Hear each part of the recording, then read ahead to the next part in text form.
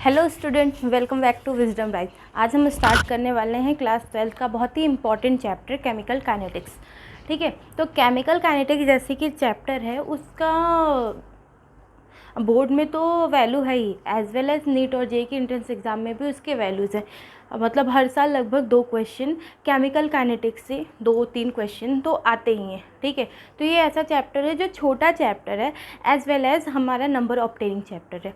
तो हम स्टार्ट करते हैं केमिकल काइनेटिक्स। ठीक है, तो काइनेटिक्स मीन्स, अगर वर्ड मीनिंग की बात करें तो काइनेटिक मीन्स होता है स्पीड। ठीक है, तो केमिस्ट्री की वो ब्रांच, ठीक है, जिसमें हम किसी रिएक्शन की, केमिकल रिएक्शन की स्पीड और रेट की बात करते हैं और उसको अफेक्ट करने वाले फैक्टर्स की स्टडी करते हैं, उसी को हम क्या कहते हैं, chemical kinetics.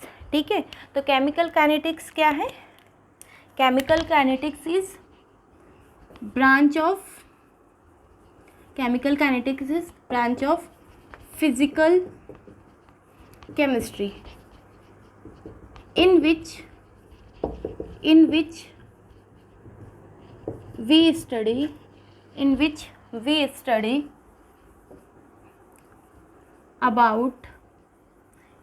we study about rate or speed of the reaction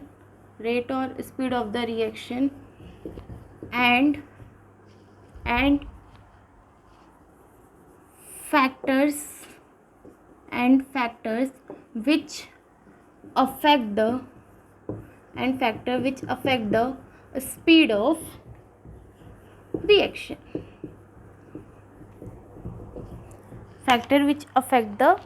of reaction. Chemical kinetics basically वो ब्रांच है केमिस्ट्री की जिसमें हम स्पीड की बात करते हैं, speed of the reaction, and जो फैक्टर जो रिएक्शन की स्पीड को अफेक्ट करते हैं उन फैक्टर्स की बात करते हैं हम केमिकल काइनेटिक्स में। ठीक है, अब बात करते हैं केमिकल रिएक्शन की। तो स्पीड के अकॉर्डिंग केमिकल रिएक्शन को 3 टाइप्स में डिवाइड किया गया है। स्पीड के अकॉर्डिंग केमिकल रिएक्शन को 3 टाइप्स में डिवाइड किया गया है। जस्ट एक second.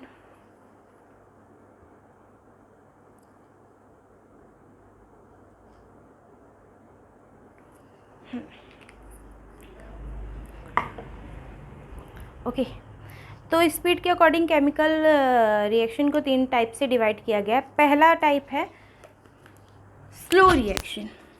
First type is slow reaction.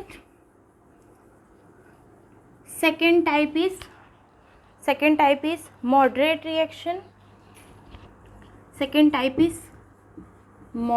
Reaction.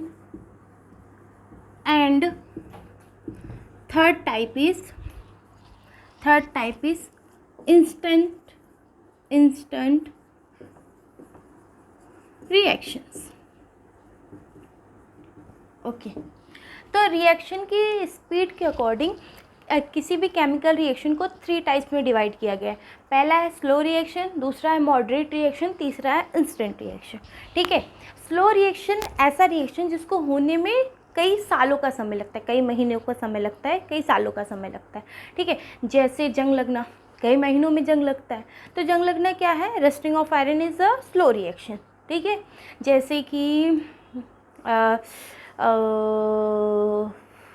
Conversion of diamond into graphite, इसको भी होने में क्या होता है, बहुत साल लग जाते हैं। तो भी क्या है, स्लो रिएक्शन। मतलब स्लो रिएक्शन ऐसे रिएक्शन जिसको होने में क्या होता है, बहुत टाइम लगता है, तो उसी रिएक्शन को हम क्या कहते हैं, स्लो रिएक्शंस कहते हैं। ठीक है, स्लो रिएक्शन में अब क्या होता है कि वो रिएक्शन होने में बहुत टाइम लग जाता है, लाइक 1 महीना। अब आप एक रिएक्शन की स्टडी 1 महीने तक कंटिन्यू कर रहे हो, अगर आप किसी भी एक पॉइंट पर उस रिएक्शन को छोड़ दोगे कि ये तो स्लो हो रहा है, अब इसमें टाइम लगेगा, और आपने किसी भी एक पॉइंट पर वो रिएक्शन छोड़ दिया और शायद वो पॉइंट जो था उस रिएक्शन के लिए बहुत इंपॉर्टेंट पॉइंट रहा हो, और उस टाइम पर वो रिएक्शन क्या हो जाए, ज़्यादातर रिएक्टेंट प्रोडक्ट में कन्वर्ट हो जाए उसी टाइम पर, तो आपका जो रेट ऑफ रिएक्शन निकलेगा वो क्या हो जाएगा, वो एक्यूरेट वैल्यूज़ की तरह नहीं आएगा। ठीक है, तो स्लो रिएक्शन जो होते हैं, क्योंकि बहुत लॉन्ग पीरियड्स के लिए होते हैं, तो ऐसे रिएक्शन के लिए हम रेट ऑफ रिएक्शन नहीं निकाल सकते।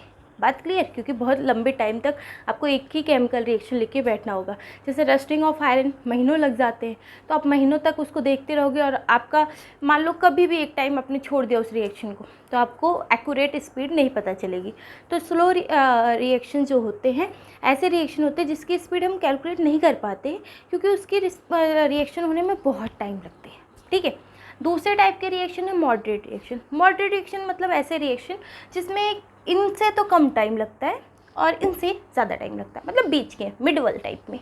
तो मॉडरेट रिएक्शन कैसे होते हैं? ऐसे रिएक्शन जिनको होने में 1 घंटा, 10 मिनट, 15 मिनट ऐसे समय लगते हैं, उनको हम क्या बोलते हैं? मॉडरेट रिएक्शन बोलते हैं। और एक्चुअली में हम जब स्पीड कैलकुलेशन की बात करते हैं तो हम सिर्फ उन्हीं रिएक्शन की स्पीड कैलकुलेट करते हैं जो रिएक्शन क्या होती है? मॉडरेट रिएक्शन होती है। ठीक है, थर्ड टाइप होता है इंस्टेंट रिएक्शन। इंस्टेंट रिएक्शन मतलब इतने फास्ट रिएक्शन जिसकी स्पीड को कैलकुलेट करने का हमको टाइम ही नहीं। जैसे एसिड बेस न्यूट्रलाइजेशन, आप एक में बेस लो, एसिड डालो, तुरंत वो न्यूट्रल हो जाएगा। आप रिएक्टेंट मिक्स ही करो तब तक रिएक्शन होके ख़त्म हो जाएगा। तो ये रिएक्शन इतने जल्दी होता है कि इसकी भी स्पीड कैलकुलेट करना पॉसिबल नहीं है। तो अगर हम बात करें कि स्पीड कैलकुलेशन हम किस टाइप की रिएक्शन की कर सकते हैं, तो हम इसकी कैलकुलेशन मॉडरेट रिएक्शन की कर सकते हैं, जिनको होने में जो होता है कुछ टाइम लगता है। मतलब ये स्लो रिएक्शन से थोड़े सा फास्ट होते हैं और इंस्टेंट रिएक्शन से थोड़े से स्लो होते हैं। ठीक है, तो अभी हम इस चैप्टर में जितने भी रिएक्शन की बात करेंगे वो सारे रिएक्शन कैसे होंगे? मॉडरेट रिएक्शन होंगे। ठीक है, तो केमिकल काइनेटिक्स में हम ये भी बोल सकते हैं कि हम मॉडरेट रिएक्शन की स्पीड कैलकुलेशन की बात करते हैं और उसकी स्पीड को अफेक्ट करने वाले फैक्टर्स की बात करते हैं। ठीक है, अब स्पीड ऑफ रिएक्शन कर रहे हैं तो स्पीड ऑफ रिएक्शन ही देख लेते हैं। तो अगली हमारी हेडिंग है स्पीड ऑफ रिएक्शन या फिर rate of chemical reaction. Speed और rate of chemical reaction, speed of chemical reaction. ठीक है, एक जनरल सा रिएक्शन लिखते हैं। लेफ्ट हैंड साइड क्या होते हैं? हमारे रिएक्टेंट होते हैं। राइट हैंड साइड हमारे क्या होते हैं? प्रोडक्ट होते हैं। ठीक है, जनरली किसी केमिकल रिएक्शन में क्या होता है कि रिएक्टेंट टू प्रोडक्ट कन्वर्जन होता है। ठीक है, ये कैसा रिएक्शन हमारा? ये बिल्कुल हमारा मॉडरेट रिएक्शन। ठीक है, मतलब जिसकी स्पीड हम कैलकुलेट कर सकते। ठीक है, तो हम थोड़ा सा इजी लेते। हमने मान लिया कि हमने 10 मोल लिए हैं, 10 मोल लिए हैं रिएक्टेंट्स। ठीक है, तो शुरुआत में प्रोडक्ट तो बनता ही नहीं है। ठीक है, जब आप कुकिंग करने जाते हो पहले से खाना थोड़ी प्रिपेयर रहता है, आप खाना प्रिपेयर करते हो तो शुरुआत में तो प्रोडक्ट होता ही नहीं है, तो ये हो गया 0। ठीक है, मान लो 5 मिनट बाद, ठीक है, 5 मिनट बाद इसका आधा 50% कन्वर्ट होगा इसमें, तो ये हो गया अब 5 मोल। मतलब अब हमारे प्रोडक्ट कितने हो गए? 5 मोल। और रिएक्टेंट कितने हो गए? 10 - 5 = 5 मोल। ठीक है, अब आपसे कोई पूछ रहा है कि 5 मिनट बाद इस रिएक्शन की स्पीड कैलकुलेट करके बताओ। ठीक है, तो इस रिएक्शन की स्पीड कैलकुलेट करने के 2 तरीके, एक तो रिएक्टेंट के रेफरेंस में, दूसरा प्रोडक्ट के रेफरेंस में। हम दोनों के रेफरेंस में स्पीड कैलकुलेट करेंगे। ठीक है, तो पहले स्पीड हम कैलकुलेट करेंगे rate of reaction in reference of reactant, rate of reaction in reference of reactant. ठीक है, तो पहले स्पीड हम कैलकुलेट करेंगे rate of reaction in reference of reactant. अब समझो, ठीक है, रेट ऑफ रिएक्शन बराबर क्या होता है? ठीक है, रेट ऑफ रिएक्शन बराबर होता है change in concentration upon taken time.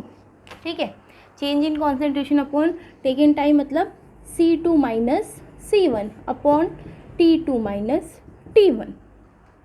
C2 क्या है इसके लिए? 5 है,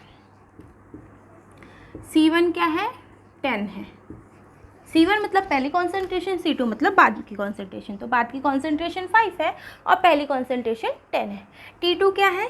5 है, 5 मिनट बाद दिख रहे हैं, और टाइम क्या है? T1 क्या है? 0। तो ये कितना हो गया? -5 अपॉन 5 = -1, -1 मोल पर मिनट, -1 मोल पर मिनट। ये हो गई speed of reaction in the term of reactant. अब एक चीज़ ध्यान रखेंगे, अब बताओ आप, क्या आप कभी भी नेगेटिव में चल सकते हो? या तो आप चल रहे हो या तो आप रुके हुए। जैसे मैं इस तरफ चल रही हूँ या तो रुकी हुई। अब ये थोड़ी कि मैं इस तरफ चल रही हूँ तो मेरी जो स्पीड है निगेटिव है। ऑफकोर्स स्पीड इज़ ऐसा ही कि स्पीड की तो डायरेक्शन ही नहीं होती, speed is a directionless unit. ठीक है, तो मैं अगर इस तरफ चल रही हूँ तो मेरी डायरेक्शन इस तरफ पॉजिटिव हो जाएगी, और अगर मैं इस तरफ चल रही हूँ तो मेरी डायरेक्शन इस तरफ पॉजिटिव हो जाएगी।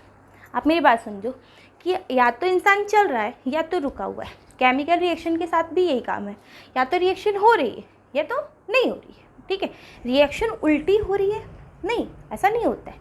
रिवर्सिबल रिएक्शन में भी हमारा प्रोडक्ट जो होता है वो रिएक्टेंट हो जाता है और रिएक्टेंट प्रोडक्ट हो जाता है। ठीक है, तो रिएक्शन या तो हो रही है या तो रुकी हुई है। अब -1 का मतलब क्या है कि जो रिएक्टेंट है, प्रोडक्ट जो है वो रिएक्टेंट में कन्वर्ट हो रहा है। ठीक है, -1 का मतलब, इसी -1 से बचने के लिए जब हम रेट ऑफ रिएक्टेंट लिखते हैं तो हम क्या कर लेते हैं, पहले ही लगा लेते हैं minus delta C upon delta T, minus delta C upon delta T. ठीक है, ये माइनस से बाद वाले माइनस को पॉजिटिव कर देता और हमारा आंसर आ जाता पॉजिटिव, मतलब हमारी रिएक्शन हो जाती 1 मोल पर मिनट। ठीक है, रेट ऑफ रिएक्शन।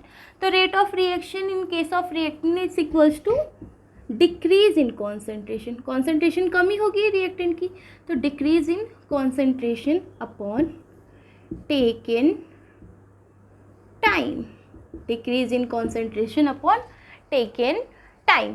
ये रेट ऑफ रिएक्टेंट के केस में हो गया। ठीक है, एक बार इतना फिर से रिवाइज करते हैं। तो जो हमारा रिएक्शन होता है केमिकल रिएक्शन, उसमें रिएक्टेंट कन्वर्ट होता है इनटू प्रोडक्ट में। तो अगर रिएक्टेंट हमने शुरुआत में 10 मोल ले लिए हैं तो प्रोडक्ट हमारे 0 मोल। कुछ टाइम बाद हमारा रिएक्टेंट 5 मिनट बाद 5 मोल कन्वर्ट हो गया 5 मोल प्रोडक्ट में। तो rate of reactant equals to minus delta C change in concentration upon taken time, या फिर लिख सकते हैं decrease in concentration upon taken time. ठीक है, ये हो गया rate of reaction in reference of reactant. अब हम निकालेंगे rate of reaction in reference of product. ठीक है, rate of reaction in reference of product के केस में भी क्या होगा, delta C upon delta T change in concentration upon taken time. ठीक है, पहली ये क्या हो जाएगा, C2 minus C1 upon T2 minus T1।